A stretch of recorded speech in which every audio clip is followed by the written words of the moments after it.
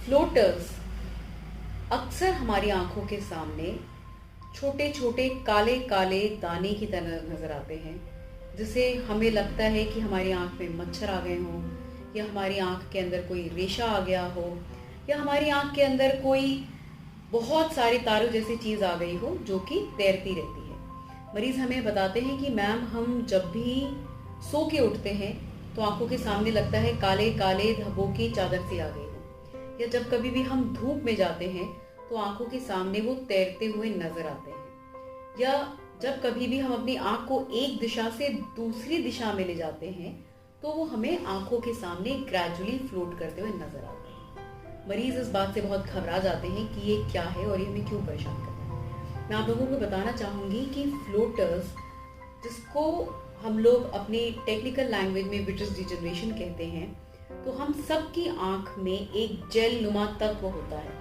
हमारी आंख एक बंद गोले की तरह होती है और इस बंद गोले के अंदर एक जेली नुमा तत्व रहता है। इस जेली नुमा तत्व को, जो आंख के अंदर होता है, हम विट्रियस कहते हैं। जब हम पैदा होते हैं तो ये विट्रियस बिल्कुल पारदर्शी होता है, एकदम ट्रांसपेरेंट सॉलिड जेल होता है। और जैसे जैसे हमारी उम्र बढ़ती जाती है, जैसे शरीर के बाकी अंग भी जनरेट करते हैं, स्किन पे झुर्रियां पड़ती हैं, आंखें छोटी होती हैं, दांत ढीले होते हैं, ठीक उसी तरीके से आंखों के विट्रियस के अंदर फाइबर्स जमते जाते हैं, छोटे छोटे फाइब्रिल्स जमते जाते हैं। और ये फाइब्रिल्स उस लिक्विफाई होते हुए विट्रियस में, यानी कि वो विट्रियस जो पहले सॉलिड सेमी सॉलिड जेल की तरह था, वो धीरे धीरे लिक्विफाई होने लगता है और उसमें फाइबर्स बनते रहते हैं जो एक जगह से दूसरी जगह फ्लोट करते हैं, और यही हमें आंखों में फ्लोटर्स की तरह नजर आते हैं। ये फ्लोटर्स बिल्कुल ही फिजियोलॉजिकल फिनोमेना होते हैं ऑलमोस्ट 90% केसेस में, यानी 90% केसेस में हमें बिल्कुल डरने की या घबराने की बात नहीं है। जब भी नया फ्लोटर बनता है तो वो बड़ा होता है, वो बड़ा सा नजर आता है आंखों के सामने। यूजली 3 to 4 वीक्स में ये फ्लोटर्स छोटे होकर के आंख के कोने में चले जाते हैं और हमें दिखना बंद हो जाते हैं।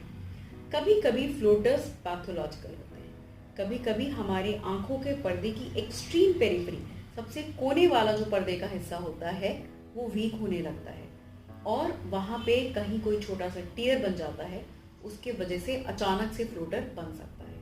अगर अचानक से आंखों के सामने बहुत सारे फ्लोटर्स आ गए तो विट्रियस हेमरेज या आंख में ब्लड आने की भी संभावना होती है।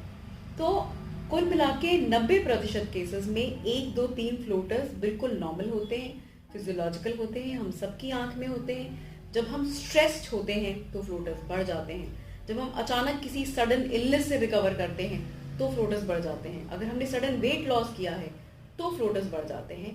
कई बार कैटरैक्ट सर्जरी के बाद भी फ्लोटर्स बढ़ जाते हैं। इन सब केसेस में आने वाले जो फ्लोटर्स होते हैं यूजली 3 to 4 वीक्स में सेटल हो जाते हैं, सबसाइड कर जाते हैं।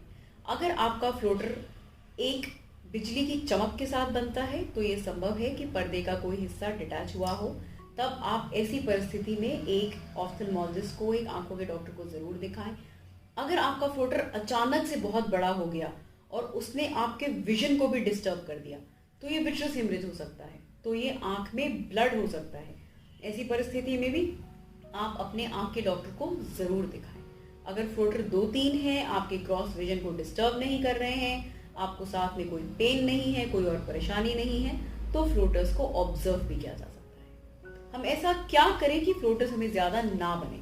हम एक हेल्दी और बैलेंस डाइट मेंटेन करें, हम अपनी बॉडी को वेल हाइड्रेटेड रहें, हम एक स्ट्रेस फ्री लाइफस्टाइल मेंटेन करें और हम डायबिटीज और हाइपरटेंशन को कंट्रोल में रखें, तो हम फ्लोटर्स को कंट्रोल कर सकते हैं। आज के समय में कुछ ऐसी दवाइयां आ गई हैं जो कि फ्लोटर्स को जल्दी सिकुड़ने में मदद करती हैं और विट्रियस जेली का जो फॉर्म है, जो सब्सटेंस है, उसको मेंटेन करने में हेल्प करती हैं। उन दवाइयों के मदद से हम बॉदरसम फ्लोटर्स को कंट्रोल कर सकते हैं।